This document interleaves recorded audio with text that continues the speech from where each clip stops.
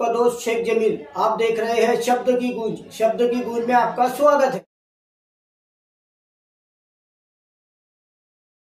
मराठी पत्रकार परिषद गेले 87 वर्ष महाराष्ट्रातील नव्हे तर देशातील मराठी पत्रकारांचे प्रश्न घेऊन, मराठी पत्रकारांच्या समस्या घेऊन लढते आहे, भांडते आहे, यशस्वी होते आहे।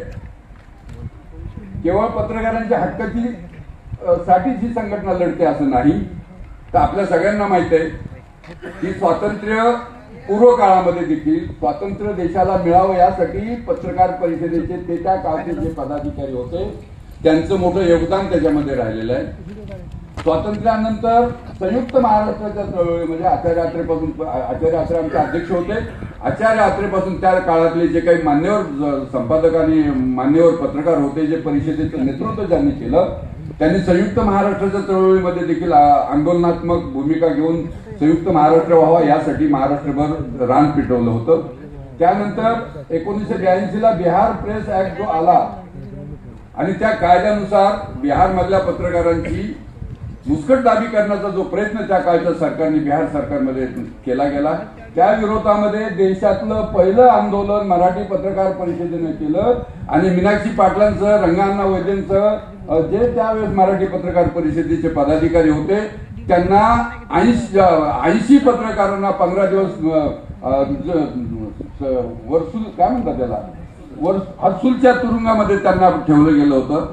एक लढाऊ परंपरा आहे आणि त्यानंतर देखील पत्रकारांचे जे प्रश्न आहेत ते पत्रकारांचे प्रश्न घेऊन मराठी पत्रकार परिषद सातत्याने लढते आहे।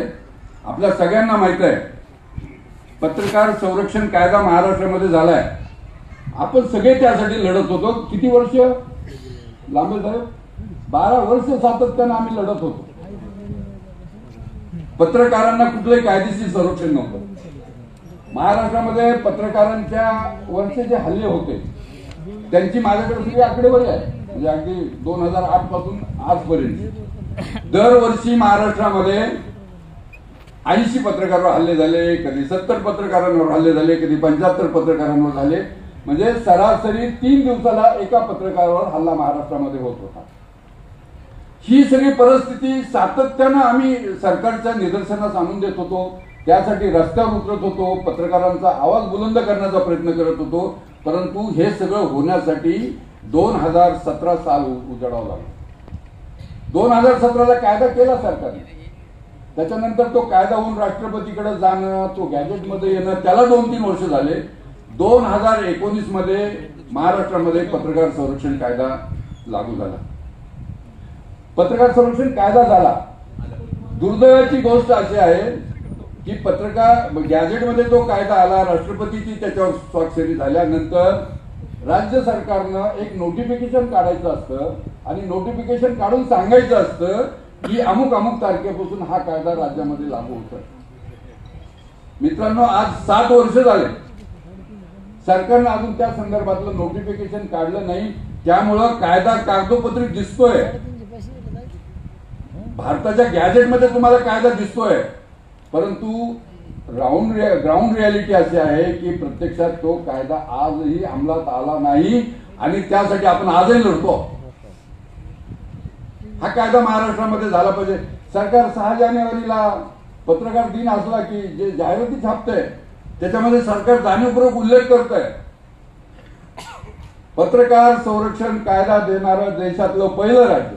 हे खरं आहे, देशातलं पहिलं राज्य आहे की आपल्याकडे कायदा झाला, पण अंमलात नाही आला ना। तो कायदा अंमलात आला नाही हे ज्यावेळेस लोकांच्या लक्षात आलं, संघटकांच्या लक्षात आलं, राजकीय हितसंबंधी लोकांच्या लक्षात आलं, मधल्या काळामध्ये कायदा झाल्यानंतर काही उद्योग नव्हता। पत्रकारिता एक पत्रकारिता म्हणजे मला जे सिनियर होते मी त्यांच्या हाताखाली काम केलेलं आहे, अनेकदा आमचं बोलणं होतं, पण त्यांचा अर्ज मंजूर होत नव्हता, इतक्या मेघा मारून ठेवलेल्या आहेत। आता तुमच्या माहितीसाठी सांगतो, महाराष्ट्रामध्ये हा पेन्शन योजना सुरू होऊन 5-6 वर्ष झालेले आहेत। या 5-6 वर्षामध्ये फक्त 126 पत्रकारांना पेन्शन मिळते आहे आणि त्याच्यातले काही पत्रकारांचं निधन झालेलं आहे। आम्ही सरकारकडे सातत्यानं मागणी करतो आहोत की पत्रकारांच्या या पेन्शन योजनेचे नियम कमी करा, शिथिल करा. आता ते सांगतात की तुम्ही आता समजा गजबे साहेब ज्यावेळेस UNI ला जॉईन झाले त्यावेळेसची कागदपत्र तुम्ही आणा असं जर त्यांना सांगितलं तर ते कागदपत्र आणू देत नाहीत. मी आणू शकत नाही. मी मुख्यमंत्र्यांना म्हटलं, मी ज्यावेळेस लोकमतला सुरुवातीला जॉईन झालो त्यावेळेस मला जर माहित असतं की माझ्या 60व्या वर्षी मला सरकार पेन्शन देणार आहे तर मला मिळालेल्या मेमो पासून सगळी कागदपत्र जपून ठेवली असती. पण त्यावेळेस आम्हाला माहित नव्हतं की आम्हाला पेन्शन मिळणार आहे, आमचं हे आहे. आणि अनेक पत्रकारांचं सातत्यानं, आता माझं स्वतःचं मी उदाहरण सांगतो. म्हणजे माझ्या 30 वर्षाच्या काळामध्ये मी 8 शहरं बदलले, वेगवेगळ्या दैनिकांमध्ये मी काम केलेलं आहे.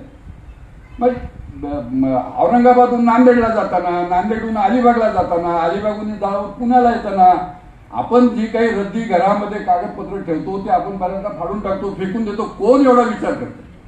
आणि सरकार सांगते नाही, तुम्ही SN देशमुख तुम्ही 84 ला लोकमतला जॉईन झाला त्यावेळी मला ऑर्डर पाहिजे. आणि आणखी एक गंमत त्याच्यामध्ये अशी आहे की अनेक दैनिकात ऑर्डरच देत नव्हते त्यावेळेस, ये उद्यापासून कामाला, आणि कंटाळा आला की जा उद्यापासून बंद कर.